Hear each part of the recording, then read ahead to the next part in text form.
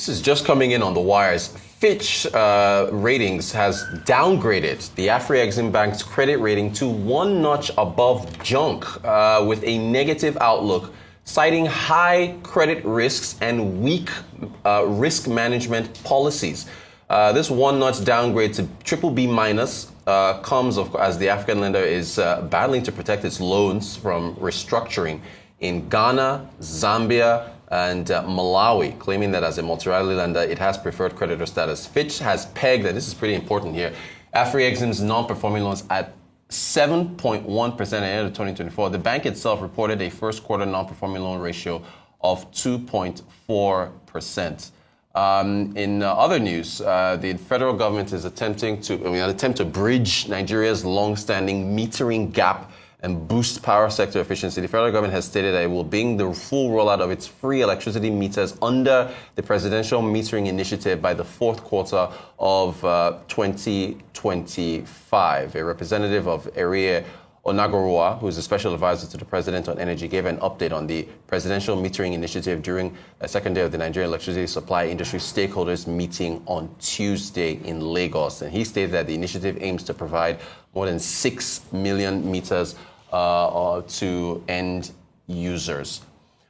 Also, Nigerian banks that are compliant with the paying off the USSD debts that's being owed to telcos have been sending out notifications to their customers that going forward, debits for USSD will now be to airtime rather than the customer accounts. As you know, this USSD matter has been raging for quite a while, and between the Central Bank of Nigeria, the NCC, telcos, that's what's going forward. Let's talk to our guest, Arise Business Analyst Chika Mbonu, who is with us. Chika, good morning to you. This is how are you today? I'm fine, thank you. There's a lot on the table today, sir. Oh, yeah. Shall we begin with the Afreximbank and this downgrade? Yeah, I mean, the way I put out, the way I respond to risk rating releases is, of course, I'm sure at Afriexim headquarters now, I mean, there'll be, almost emergency meetings being summoned and so on and so forth.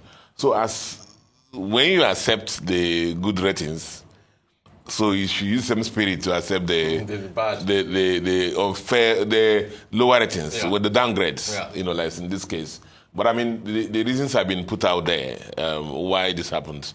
And when the downgrades happen, on a general basis, you look at your risk management processes, you look at whether there are any specific loans you have given out that there may be challenges, or a group of loans that there may be challenges. Yes. And then the general economic outlook. In this case, as you said during your rundown, the Afriexim management has come out and said our non-performing loan ratio is 2.4. Fitch says we have stressed it out, and then we believe it's 7.1. So that's that discrepancy. The other issue there also is the sovereign loans, principally to Ghana, Malawi, and one other country. I think Zambia. Yeah. And then the issue is, the Afrexim is saying our loans cannot be subject to restructuring by these countries. And once loans are restructured, what happens again is that they are sort of downgraded, and it affects the NPLs, the non-performing loan ratios. And in this case, Ghana, for example, I think that almost about $800 million of loan portfolio that's been subject to restructuring by the Ghana government. And I'm sure the same thing happening in other countries. Yeah. And generally, Fitch has raised issues about what they perceive as the weak risk management processes. I have a feeling that the Afrexim headquarters now, the multiple meetings going on to be able to provide a response. Exactly. But I mean, what are the possible consequences of this?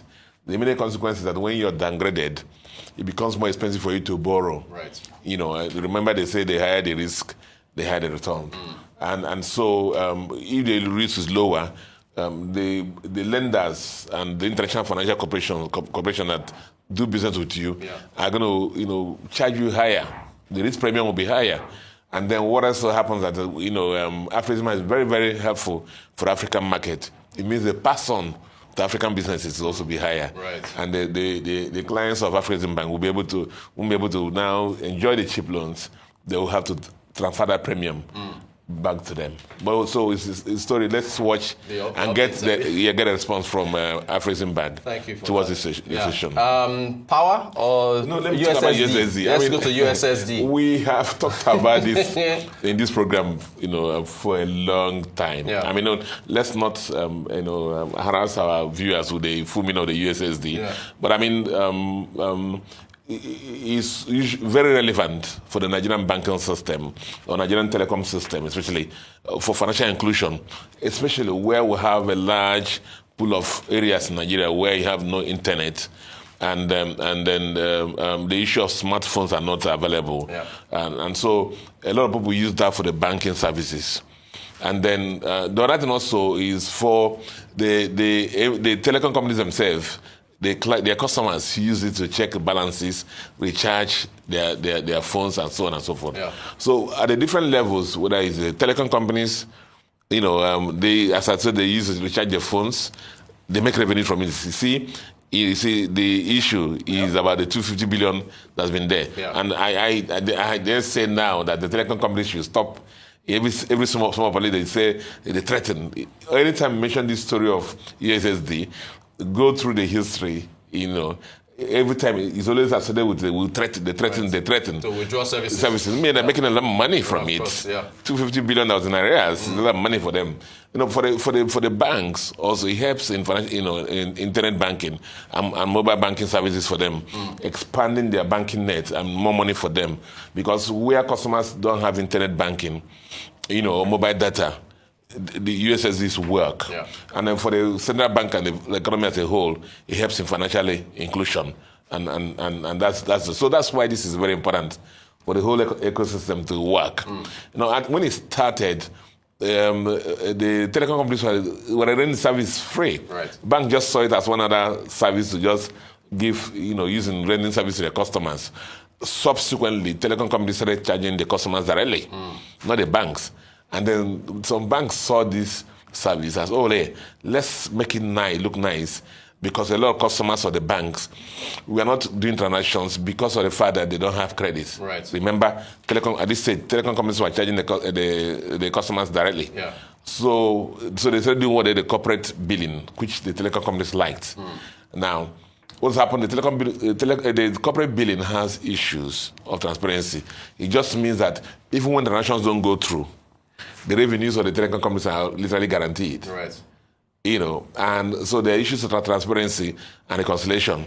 And that's what accumulated the 250 billion naira balance, which CBN, NCC came in, reconciled and told banks to pay at least 85% of that, which most of them have done.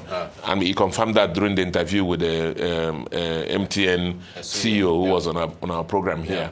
And so, but the issue now is that the banks believe that the best way for them is to transit to what they call the end user billing. End user billing, just like, it's like USSD just should be just like any service that rendered by the telecom company. Yeah. If you want to use it, you use it, and your recharge credit is debited upfront by the telecom, and then leave the banks out of it. Right. That's what the banks are angling for, and of course this unsettles the comfort of the corporate billing program being used by the telecom companies. Now, but the issue is NCC has had a meeting with the banks and telecom companies and aggregators who interface between the telecom companies and the banks, and said, we will do this. And actually there was a communique that said any banks who has paid you off the debts, transit them to that from 3rd of June, which is supposed to be like yesterday or today? Yesterday, yes. But I guess there was still issues of reconciliation or issues of how the policy will going to work. And then on that basis of that agreement, banks have gone ahead to go and start communicating with their customers. Then at last minute, NCCA has come out and said, you cannot communicate yet. Right. We need to still work out things, and that's where they are now. But you see, the transition is towards the end user billing. Basically says that let it just be like any service rendered by the telecom company. You want to use the USSD, just like any other thing, you're trying to sign on to Netflix or anything, get on with that. Meanwhile, a lot of banks are also moving towards mobile banking. Yeah. As the level of smartphone penetration in Nigeria increases, people will migrate more from USSD towards that. But it's still a major part of Nigerian financial inclusion program. So it's something that everyone must defend and protect. Gotcha. So maybe we'll touch on power tomorrow, as we'll use the time on this breaking news with Fitch. But we thank you so much for joining us. Our Business Analyst Chika Mbonu. Thank you so much.